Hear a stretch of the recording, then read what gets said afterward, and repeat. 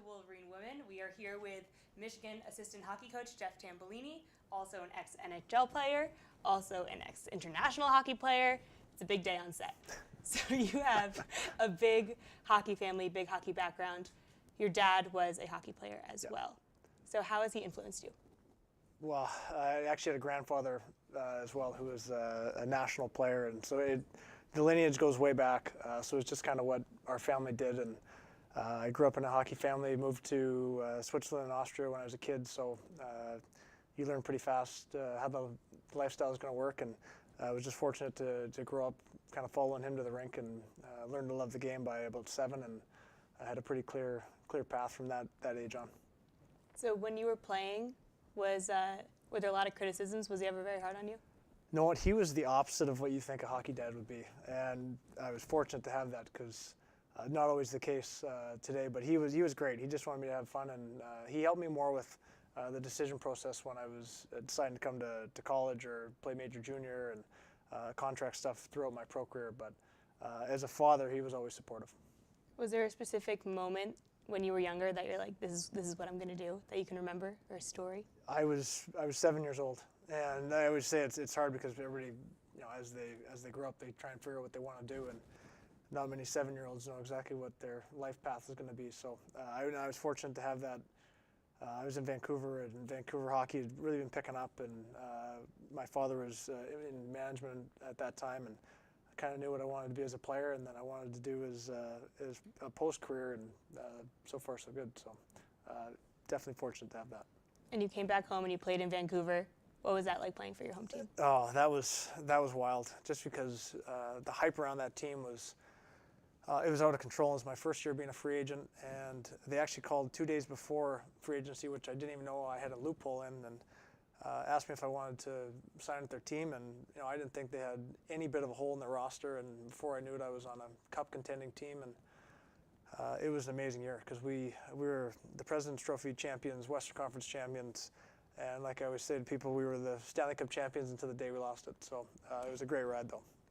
So the NHL playoffs are coming up. You're a big part of that, as you were saying. What was it like to be in that game, Game 7? It was, honest to God, I think people were more nervous in Vancouver than I was. We're so focused on trying to play the game, but I remember the messages that were coming into my phone and friends begging us to win, and it was an amazing experience. I think what happened after the game was more wild than the actual game, but to have the city get lit on fire pretty much and drive back into it at 2 in the morning when they reopened some of the bridges, it looked like a bomb had gone off in the city, and we realized that it's because we lost the hockey game. But it was a wild experience. It was an amazing season, and just a great part to be a part of. Now in hockey, there's been a trend that it's more of a speed game, more of a skill game now than it was before. You are known to be a good skater, clearly, but do you think you would fit better into the NHL game today than you would when you did play?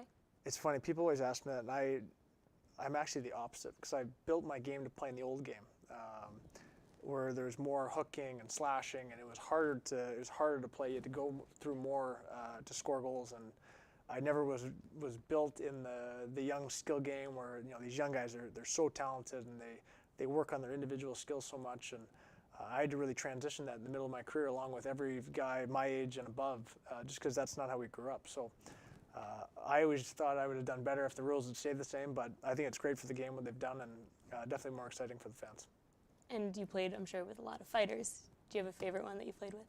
Oh my God, there's a long list of guys, and it's amazing how tough these guys are. And I had a great teammate, Tanner Glass.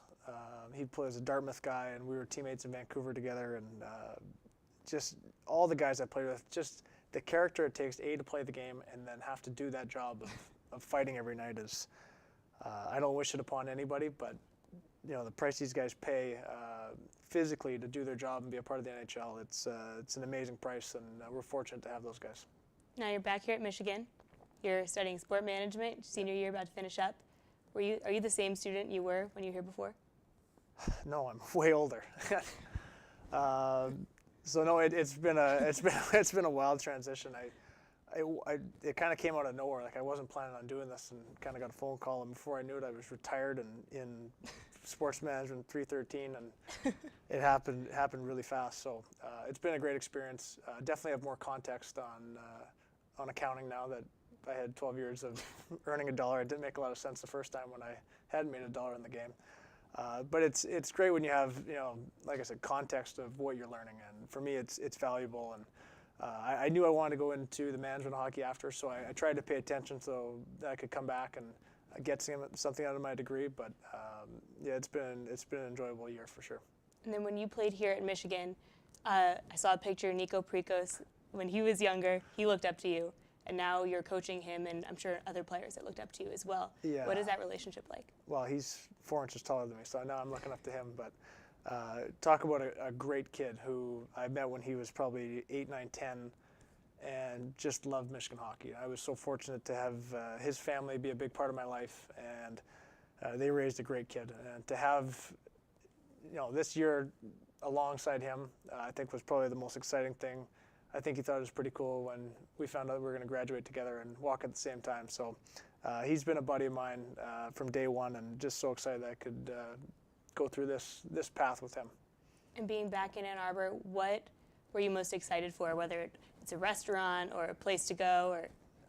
Or there's a lot of things, and it's funny, there's a lot of things that changed when I came back, and there's a lot of things that really stayed the same. So the pregame meal at Cottage Inn is something that I thought might have evolved and changed, but since this is Michigan, so full of tradition, we didn't even tweak that. So that was kind of a staple, and it's weird when you eat foods that you're so familiar with, especially around hockey. It snapped me back right into game mode the first time I saw it. So a little thing, but very fortunate it's still kicking around.